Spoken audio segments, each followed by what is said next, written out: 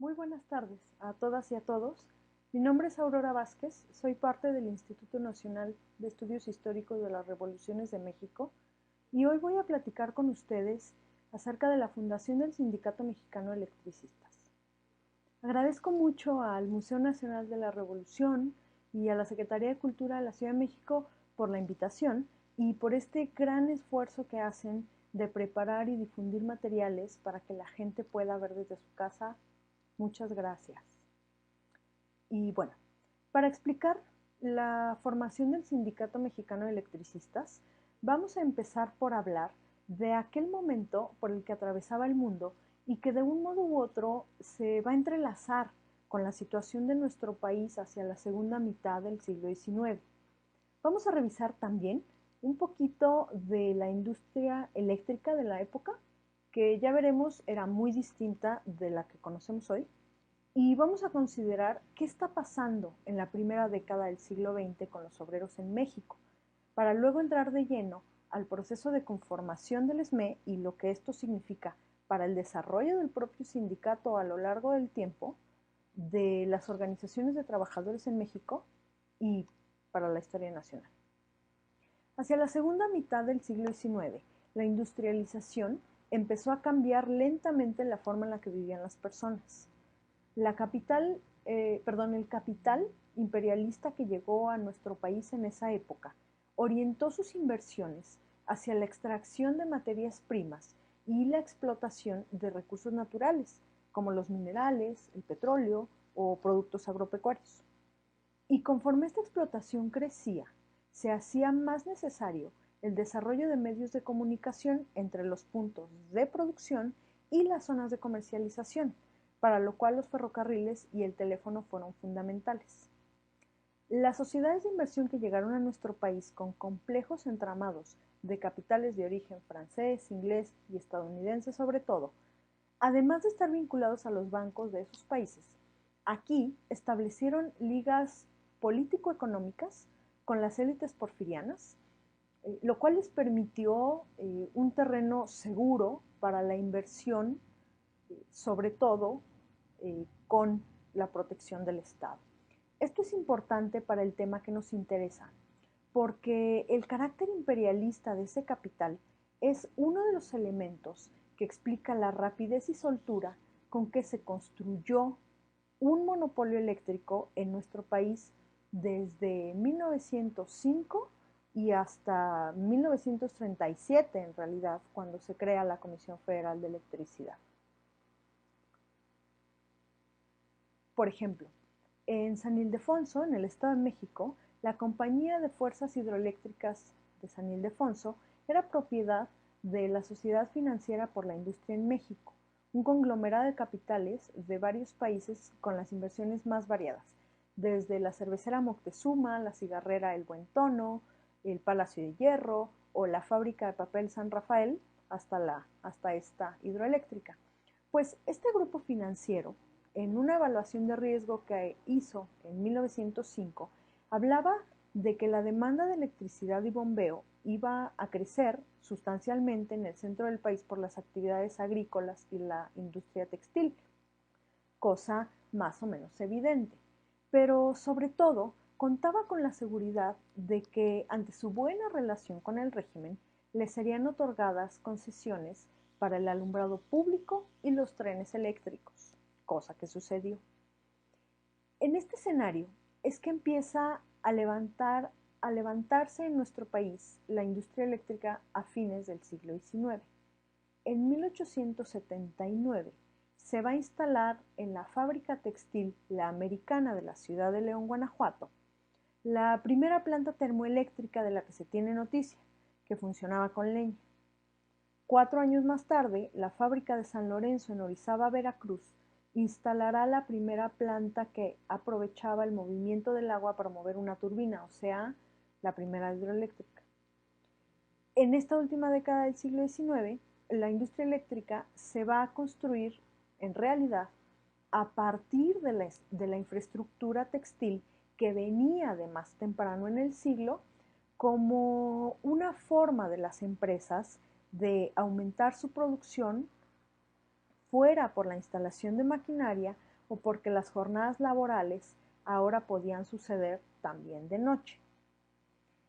Este crecimiento de la industria eléctrica, digamos a expensas de la industria textil, va a continuar por unos años hasta que las centrales hidroeléctricas sean construidas con un propósito específico de producir fuerza motriz y luz eléctrica, y orientadas a abastecer a las grandes industrias de extracción como la minería y los ferrocarriles. Funcionamiento la gran hidroeléctrica de Necaxa en 1905.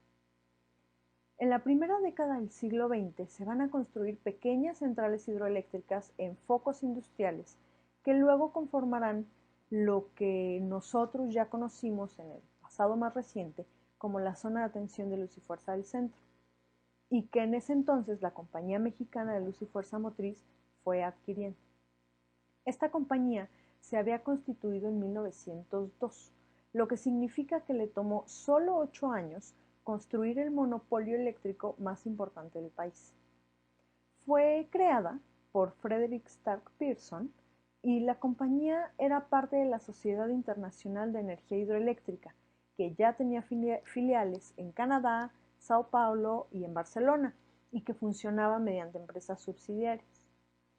En esta dinámica de expansión vertiginosa, en 1909, Pearson adquirió la Compañía Mexicana de Tranvías, y aunque esta y la Compañía de Luz se mantuvieron como empresas legalmente independientes, compartían el cuerpo de directivos y algunos administrativos, sin mencionar que una necesitaba del abastecimiento de la otra para funcionar, lo cual va a ser un punto fundamental en la formación del monopolio y luego del propio sindicato.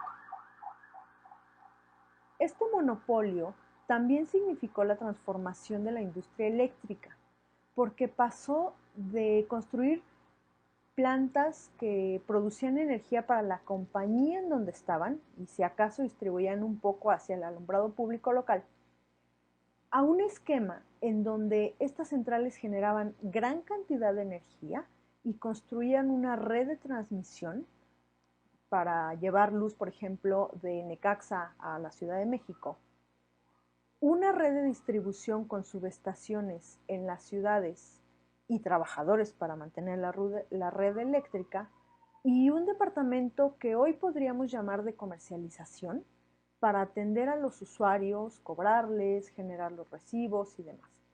O sea que se fue configurando la industria con las divisiones técnicas como existe hoy.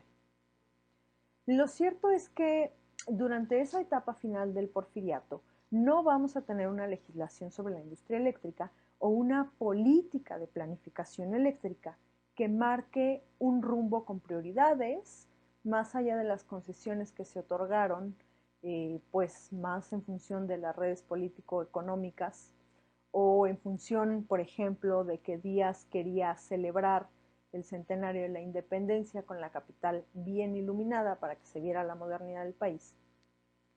Y tampoco habrá inversión estatal, sino que será la inversión privada con sus prioridades y sus modelos de negocio las que dibujarán el panorama eléctrico. Ahora bien, ¿en qué andaban los obreros mexicanos en la última década del porfiriato? Como se sabe, cuando Madero llamó a sublevarse un domingo a las 6 de la tarde, las comunidades campesinas, en el norte particularmente, tenían ya al menos una década de organizarse y pelear contra los caciques y el despojo de tierras.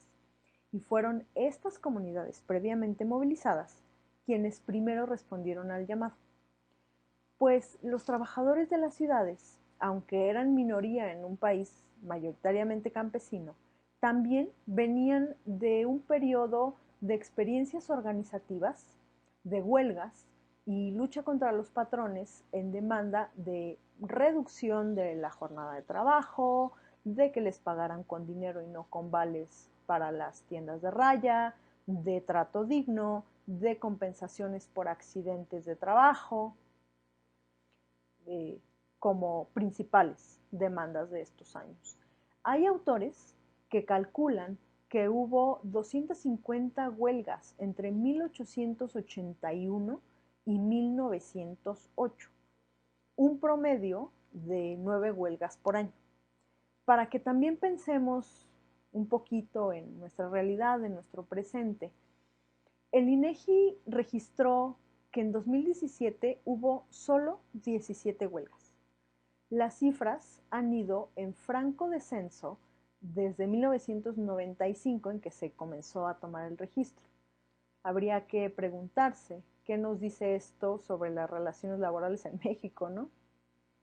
Bueno, es importante no perder de vista que en aquella primera década del siglo XX, el fantasma del socialismo recorría el mundo. En México, no como la posibilidad inmediata de un estallido revolucionario que estableciera la dictadura del proletariado, pero sí como una serie de ideas que circulaban en los diarios, sobre todo como un temor, entre algunos círculos y que en específico algunas organizaciones sí van a hacer el esfuerzo por difundir. Aunque todavía no pasaba la Revolución de Octubre, en Rusia sí había ya ocurrido la Revolución de 1905, de la cual núcleos de revolucionarios europeos, como el de Rosa Luxemburgo, habían obtenido la lección de que no era necesario esperar a que la revolución burguesa realizara las tareas democráticas, sino que más bien los sindicatos tendrían que tener un proceso organizativo que les permitiera tener acciones fuertes, huelgas políticas de masas, que pudieran dar pasos cualitativos hacia la toma del poder. Claro, esta discusión sobre la estrategia de los sindicatos, pues de entrada supone que existan sindicatos grandes, fuertes, como en Alemania o en Inglaterra, cosa que no sucedía en México. Y sin embargo, el socialismo que en México se veía como un peligro era uno de los factores que llevaba a algunos sectores de las élites porfirianas a plantear la necesidad de construir políticas, legislaciones, para normar la relación entre el trabajo y el capital, sobre todo frente al creciente número de huelgas en esa última década del porfiriato. En nuestro país los obreros comenzaron a construir sus propias agrupaciones en la última parte del siglo XIX. Eran sociedades mutualistas, no necesariamente organizadas con base en la materia de trabajo, sino por la asociación individual de unos obreros que se ponían de acuerdo y construían un fondo para apoyarse entre ellos si había un accidente de trabajo o si se quedaban desempleados o si morían. Estas asociaciones veían la educación del obrero como un tema crucial, como una prioridad, porque pensaban que era una vía para el mejoramiento de la vida de los trabajadores. Había sociedades mutualistas, como la formada por los ferrocarrileros en 1888, o las de fábricas textiles, o las de zapateros, o peluqueros, músicos, mecánicos, en fin. Hay muchos gremios que van a tener sus primeras formas organizativas en el mutualismo.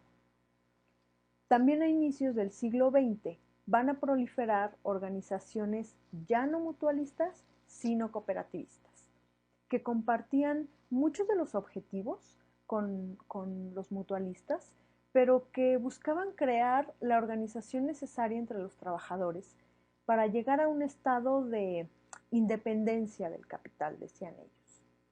Además, estas cooperativas van a tener la mira puesta en mejorar las condiciones generales del trabajo y no simplemente aliviar algunas dificultades de sus integrantes.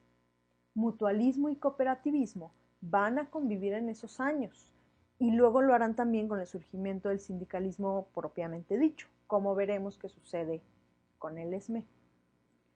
Cuando empezaba el año de 1905, la sucesión de huelgas se aceleró sobre todo por la crisis económica generalizada en el país, la devaluación de la plata y la reforma monetaria de ese año. Para 1906, los obreros textiles de Puebla estallaron una huelga en oposición a un reglamento de trabajo de los patrones que establecía una jornada de 14 horas de trabajo con 45 minutos para comer. Rápidamente se les unieron los obreros de Tlaxcala, juntaron unos 3,000 trabajadores de 34 fábricas en ambos estados y en unos cuantos meses ya se les habían unido también empleados de fábricas de Orizaba, Jalapa y el Distrito Federal. El conflicto fue subiendo de tono hasta que el presidente Porfirio Díaz tuvo que intervenir a pesar de su renuencia a hacerlo. La huelga terminó con el primer laudo en materia de trabajo del presidente Díaz, que comprometía a los patrones a elevar el salario, a no hacer descuentos injustos a los trabajadores y a conformar con las multas que se les cobrara un fondo para las viudas y huérfanos de los accidentes de trabajo. El laudo, que se apoyó en una intensa represión al movimiento, les impuso a los obreros el compromiso de no promover huelgas, el uso de una libreta personal en donde los jefes escribían comentarios sobre su conducta y laboriosidad y que se hizo obligatoria para la contratación en cualquier fábrica textil del país. Pero sobre todo, el laudo estableció que los trabajadores podían manifestarse y reclamar situaciones que consideraran anormales, pero siempre personalmente, por escrito y de manera individual. Es decir, que el acuerdo rechazaba la existencia de organizaciones laborales y la negociación colectiva. Esta será la posición del capital y también del Estado, al menos hasta la lucha revolucionaria. En 1908, la Gran Liga de Empleados del Ferrocarril estalló una huelga que fue muy importante porque su pliego petitorio llevaba, en primer lugar, la demanda de que su organización gremial fuera reconocida y porque contraponía públicamente los intereses de los capitales extranjeros, dueños del ferrocarril, con los intereses nacionales. Si bien en aquel momento de huelga la Liga no obtuvo las demandas planteadas, sí inauguró una etapa en que los sindicatos empezarían a demandar el reconocimiento de sus organizaciones y sus representaciones en los conflictos laborales y a contraponer, aunque fuera discursivamente, a los capitales extranjeros con los intereses nacionales. Cuando el SME nació en 1914, lo hizo precisamente con estas características. Es importante destacar que en esta creciente tendencia de organización también intervinieron corrientes anarquistas. En México el anarquismo nos llegó principalmente de dos fuentes: en barco, de los españoles como el que participó en la formación de lo que sería la Casa del Obrero Mundial, y nos llegó del norte, porque las corrientes anarcosindicalistas estaban en auge en los Estados Unidos. En nuestro país, el núcleo sin duda más importante del anarquismo serán los hermanos Flores Magón, la junta organizadora del Partido Liberal Mexicano y su periódico Regeneración, quienes hicieron una importante labor de construcción de grupos locales entre los trabajadores que luego se incorporarían a la lucha armada revolucionaria. Desde la perspectiva del anarquismo, el proletariado no debía perseguir la construcción del socialismo mediante un Estado obrero, sino más bien debía abolir por igual la propiedad privada y al Estado como única vía para una verdadera libertad del individuo. Este principio va a significar que los anarquistas mexicanos en cierta medida se rehúsen a dirigir las acciones obreras y que sus organizaciones sindicales no hicieran política. Aunque, ojo, esto de no hacer política en realidad en esos años significa que esos sindicatos se autoexcluían de las labores político-electorales, de los cargos públicos, pero también de la mediación gubernamental en conflictos laborales. Y en cambio aseguraban que su vía era la de la acción directa, es decir, la acción de los obreros directamente en contra del capital mediante la huelga. Claro, estos principios le funcionaron, por ejemplo, a la Casa del Obrero Mundial, mientras no había posibilidad real de participar político-electoralmente, ni de tener cargos públicos, cosa que cambió cuando el carrancismo abrió la puerta y entonces vino un viraje en la política aunque no necesariamente se reflejó en la Declaración de Principios. Esta Casa del Obrero Mundial se conformó en 1912, a partir de lo que originalmente era el proyecto de una escuela racionalista. A su local comenzaron a asistir gremios de todos los tipos, con idearios muy diversos. En esta casa, ciertamente, se generó un punto de encuentro y florecimiento para las organizaciones de trabajadores. Para lo que a nosotros nos interesa, la Casa del Obrero Mundial será un escalón muy importante en la formación del Sindicato Mexicano de Electricistas. Como ya decíamos, desde 1905, la Compañía Mexicana de Luz y Fuerza Motriz entra en una fase de plena expansión, de modo que mediante sus subsidiarias, la empresa va a ir contratando cada vez más trabajadores en la Ciudad de México, donde ya tenía electricistas y tranviarios, en el Estado de México, Hidalgo, Morelos y Querétaro. Sobre todo en la capital, el ensanchamiento de la plantilla de trabajadores y la situación nacional van a propiciar que pequeños núcleos de estos trabajadores comenzaran a reunirse en secreto. Entre ellos estaba Luis Ochoa, quien será un personaje central en la vida de Leslie. En este año de 1911, cuando Madero asumió la presidencia, casi de inmediato el sector más radical de la lucha agraria, el zapatismo, rompería con el nuevo presidente por considerarse engañados por el hacendado. Sin embargo, estos meses significaron para los obreros urbanos un momento, digamos, privilegiado para la construcción de organizaciones, gracias sobre todo a la reducción momentánea de la represión hacia los movimientos de trabajadores. Para los electricistas y tranviarios, significó la oportunidad de propagar sus planteamientos con mayor libertad mediante su periódico Electrón. A días de terminar ese año, el gobierno maderista creó el Departamento del Trabajo, que dependía de la Secretaría de Fomento, y que sería el encargado de servir como árbitro en los conflictos laborales, aunque en ese momento solo cuando las partes lo solicitaban. Sin embargo, tras la decena trágica y con la dictadura de Huerta, las condiciones volvieron a ser adversas para las organizaciones obreras.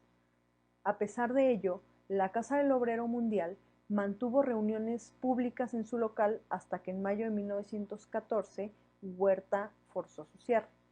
Este periodo de gobierno huertista a los electricistas y tranviarios les complicó el desarrollo de actividades políticas.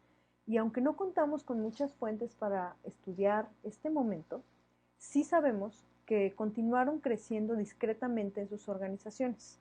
Y lo más importante es que mantuvieron discusiones sobre qué hacer, dado que apenas había salido Huerta del poder. Aprovecharon el momento para convocar a formar su agrupación y algunos de sus núcleos tenía ya bastante claro que querían un sindicato. Cuando en abril de 1914 marinos estadounidenses desembarcaron en Veracruz para debilitar al gobierno de Huerta, también generaron una tensión entre compañías como la de Luz y Fuerza y de tranvías y la población que rechazaba la incursión militar con un espíritu nacionalista. Aquella turbulencia significó que el consorcio tuvo que remover de sus puestos a los más altos directivos y funcionarios para evitar el riesgo, y sus tareas tuvieron que ser asumidas temporalmente por subordinados. Al vencer militarmente a la dictadura, el 20 de agosto, el ejército constitucionalista entró triunfalmente a la Ciudad de México y comenzaron las acciones para ganar las simpatías de los sectores obreros. Álvaro Obregón fue el encargado de construir una política de acercamiento al movimiento obrero. Por ejemplo, reabrió la Casa del Obrero Mundial.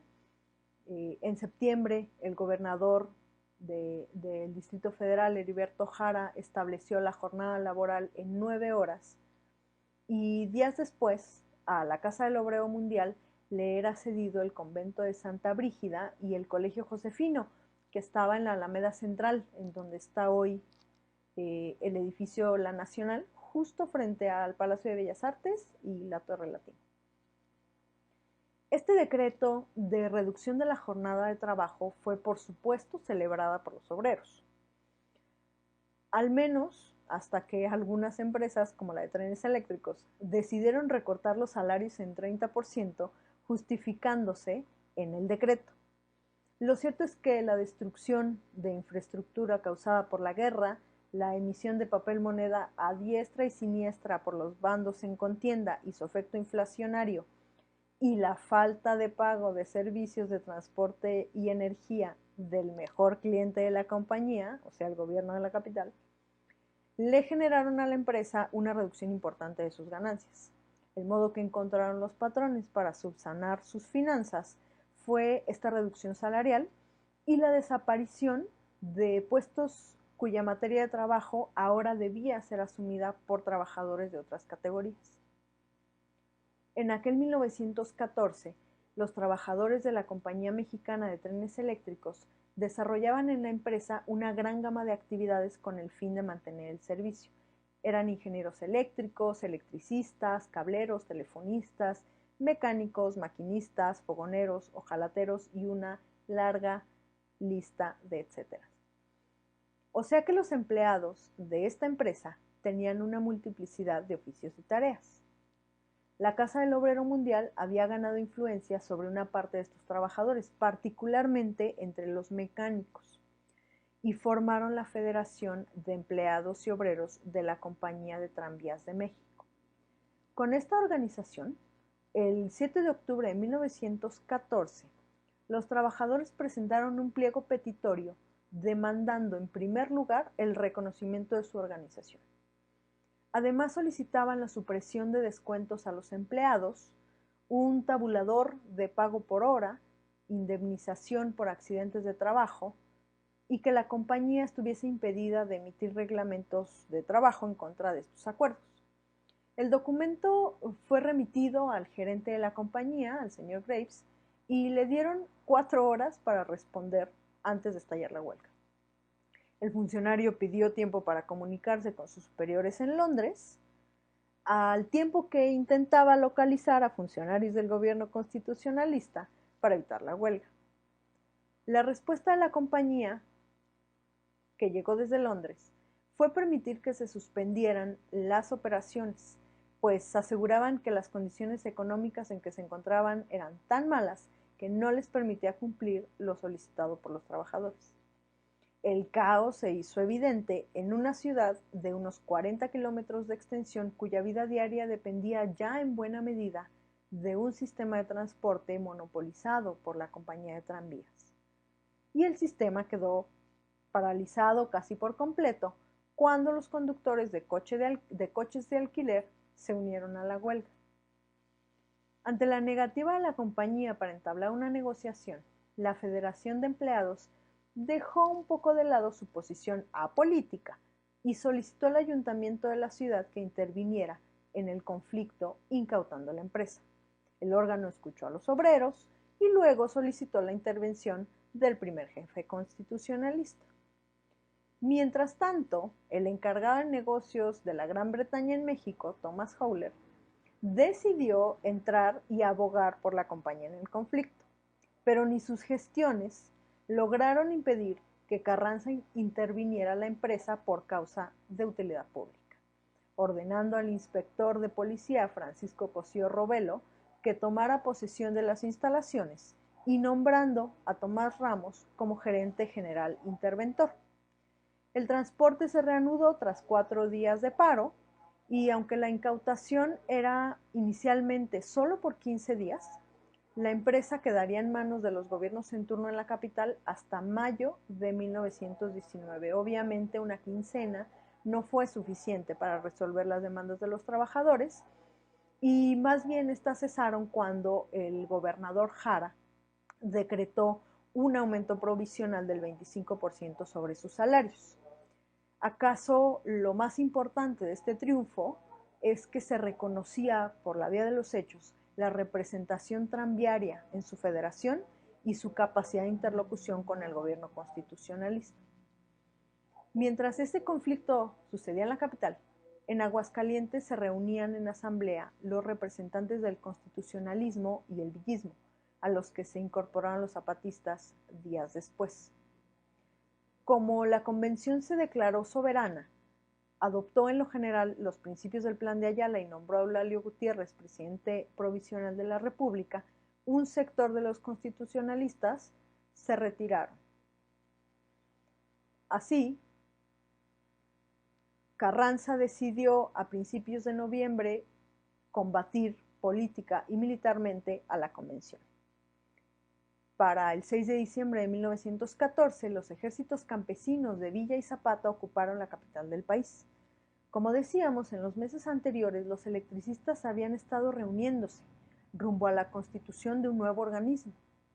3 días después de la llegada convencionista, en los centros de trabajo tranviarios y electricistas circulaba un manifiesto firmado por una federación de empleados de obreros de las compañías de tranvías y de Luz y Fuerza.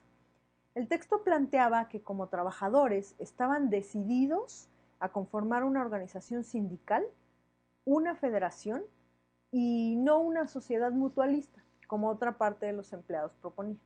Llamaba a asistir a la reunión programada para esa discusión. En la reunión, que sucedió ese 14 de diciembre de 1914, frente al director del Departamento del Trabajo, que era miembro de la Casa del Obrero Mundial, los trabajadores abogaron con fiereza por una y otra posición durante horas. Finalmente, cuando el punto se consideró suficientemente discutido, por mayoría simple se tomó la resolución de conformar el Sindicato de Obreros y Empleados del Ramo Eléctrico, nombre provisional que cambiaría días después a Sindicato Mexicano de Electricistas. La resolución de formar una organización sindical y no mutualista significó que parte de los trabajadores no continuó en la nueva agrupación, sino que más bien regresó a la Federación de Empleados de Tranvías, que era influenciada por la Casa del Obrero Mundial. Aunque parece que las organizaciones no quedaron confrontadas por sus diferencias, sus miembros estarían en constante movimiento entre una y otra, lo cual colaboró a una gran confusión sobre los miembros e influencias que cada quien tenía en esos primeros años. Durante esa primera asamblea, los trabajadores también eligieron a su primera dirección sindical. Luis Ochoa resultó secretario general, Ernesto Velasco secretario del Interior, Antonio Arceo secretario del Exterior y Toribio Torres como tesorero. En el siguiente periodo, el ESME se reuniría en asambleas varias veces por semana, según lo requería la situación, inaugurando su tradición, que luego quedaría en estatutos, de tener a la asamblea como máximo órgano de toma de decisiones, aunque en el momento el comité central era sobre todo el comisionado de ejecutar las decisiones de la asamblea. El sindicato no parecía requerir mucho de una forma de gobierno cotidiana porque se reunía muy continuamente.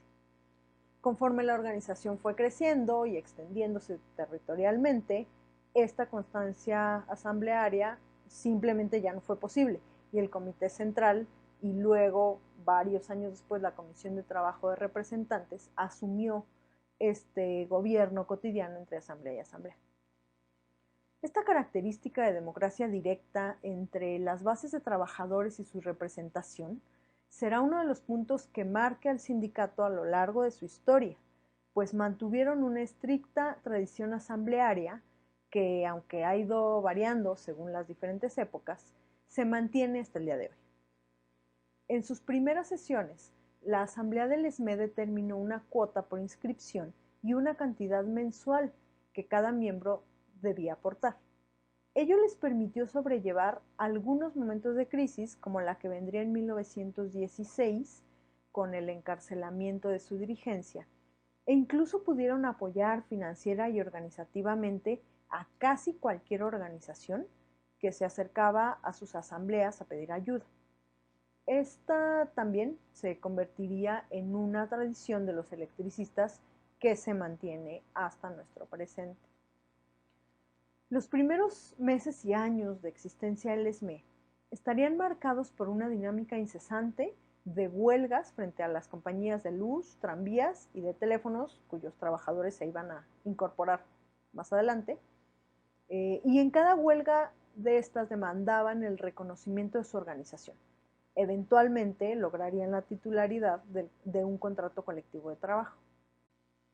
Quiero terminar esta charla retomando que el Sindicato Mexicano de Electricistas se formó a partir de una industria eléctrica muy dislocada y controlada por el capital extranjero, en medio de las discusiones sobre el mutualismo y el cooperativismo, que supieron aprovechar la coyuntura revolucionaria y los diferentes momentos para construir y crecer hasta lograr la fundación de su sindicato, y que en este primer momento representaron no solo una posición de avanzada frente a otras agrupaciones en cuestiones de democracia y funcionamiento interno, sino que construyeron las condiciones necesarias para impulsar la creación de otras organizaciones.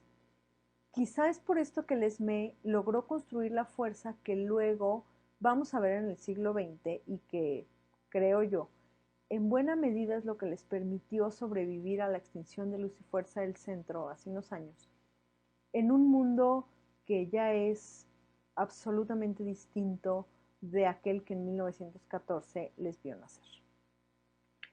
Y pues bueno, eso es todo. Les agradezco mucho haberse conectado para esta plática. Espero que haya sido de su interés, de su agrado.